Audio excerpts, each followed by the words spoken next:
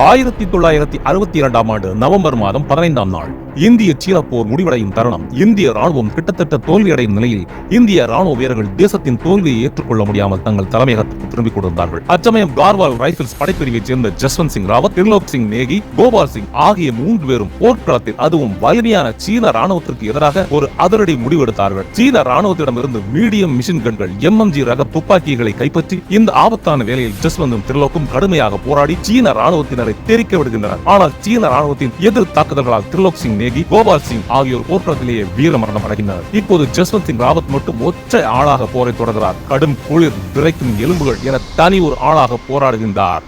இப்படி இந்திய எல்லைகளை சரியான பின்பலம், உணவு, தூக்கம் இல்லாமல் 72 மணி நேரம் காக்கின்றார். சுமார் 72 மணி நேர தாக்குதல் முடிவில் 300 சீன ராணுவத்தினரை வீழ்த்தியிருந்தார் ஜஸ்வந்த். ஜஸ்வந்தின் வியூகத்தை புரிந்து கொண்ட சீனர்கள் ஜஸ்வந்தை சூழ்கிறார்கள். எதிரியிடம் மாவீரன் மண்டியிடுவதில்லை. ஆதலால் அவர்கள் தன்னை நெருங்கும் முன்னே தன் கையில் மீதமிருந்த தோட்டாக்களால் தன் இன்னுயிரை பாரத தாய்க்கு காணிக்கையாக்கினார் ஜஸ்வந்த். போர் நிறுத்த ஒப்பந்தங்கள் வெளியான பிறகு சீன ராணுவத்தின் உயர் அதிகாரிக்கு இந்த விஷயம் தெரியவர ஜஸ்வந்தை நினைத்து பெருமைப்படுகிறார்.